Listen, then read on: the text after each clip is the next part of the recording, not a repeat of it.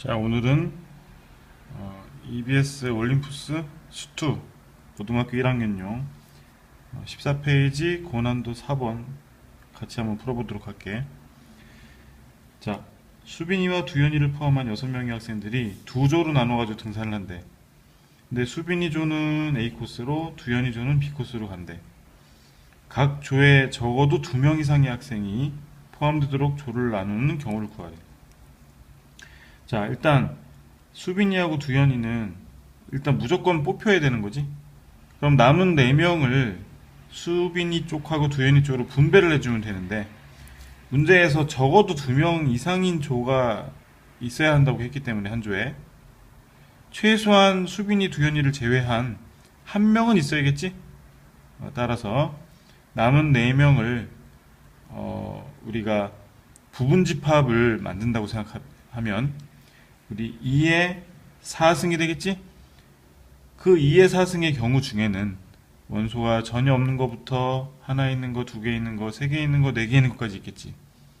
따라서 그중 전혀 없는 것과 전부 다 있는 거를 제외한 나머지 1개, 2개, 3개의 묶음으로 있는 경우를 우리가 두 조에 분배해주면 그것이 문제가 원하는 경우의 수가 되겠지. 따라서 우리 집합에서 우리 원소의 개수를 가지고 집합의 부분 집합의 개수를 구하는 방법 2의 n승이지. 따라서 총 6명 중에서 수빈이, 두현이를 제외한 2명을 제외하고 4승을 해준 후 그 중에서 공집합과 전체 집합 2가지를 빼주면 이게 문제가 원하는 답이 되겠지.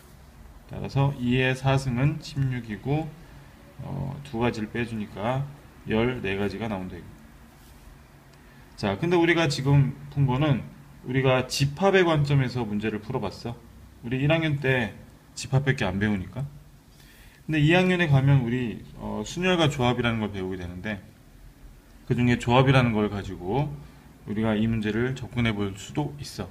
그래서 지금 이 풀이는 이것으로 충분하지만 우리 다른 풀이 또 5학년에 올라갔을 때 배우게 될 풀이도 한번 배우는 관점에서 한번 조 나누기로 푸는 방법을 한번 소개해 줄게.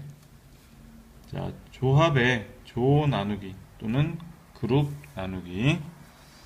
조 나누기는 전체 개수에서 몇 개를 뽑는 방법으로 맨 마지막에 한 명도 남지 않게 전원을 조로 구성할 때 쓰는 방법이야.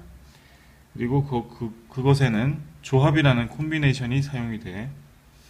그러면 일단 우리 이 문제에서 원하는 수빈이와 두현이에게 적어도 1명 이상을 주어 2명 이상의 조를 만들기 위해서 우리 경우를 한번 나눠볼게. 자, 우리 첫 번째 수빈이하고 두현이를 먼저 뽑아놨으니 거기에 둘둘 나눠주는 방법이 있겠지? 또 두 번째로 수빈이하고 두현이가 있는데 여기에는 1명만 주고 수현이한테는, 두현이한테는 3명을 주는 방법도 있을 테고 또 반대로 수빈이 쪽에 3명을 주고 두현이 쪽에 1명을 주는 방법도 있겠지. 자, 적어도 2명 이상은 돼야 하니 일단 이 경우를 제외하고는 한쪽에 4명이 몰리는 경우는 있어서는 안 되겠지? 자, 그럼 이제 계산을 시작해 볼게. 전체 4명 중에서 2명을 먼저 뽑아야 하니까 우리 4C2, C는 콤비네이션의 약자 조합이야. 그럼 이제 2명 남았잖아. 그럼 2명 남은 거는 자동 결정되지? 그래서 2C2, 2명 중에 2명을 뽑았다. 그리고 이 2가지 작업은 동시에 일어났으므로 곱하기 AND. 근데 이 2조는 구분이 되지 않잖아.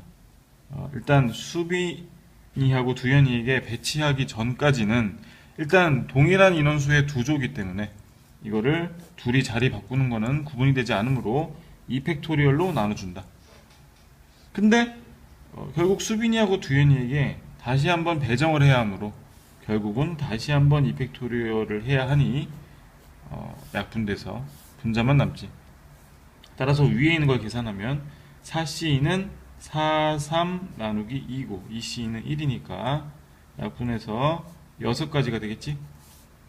자, 우리 두 번째 경우는 수빈이에게 하나만 뽑아야 하니까 일단 4C 1. 자, 수빈이에게 하나가 아니지. 아직은 배정하기 전에 하나 셋으로 나누는 거니까. 그러면 3명 남았으니까 3C 3은 자동 결정되고 역시 AND니까 곱하기. 이 두 조는 인원수가 다음으로 이게 서로 구분이 되지? 따라서 이 팩토리얼로 나눌 필요가 없다는 거지. 자, 그래서 결국은 하나하고 셋으로 나눈 조를 그대로 수빈이에게는 하나짜리 조를 주고 두현이에게는 셋짜리 조를 주면 되니 이 팩토리얼을 곱할 필요가 없지. 아까는 왜 이 팩토리얼을 곱했어?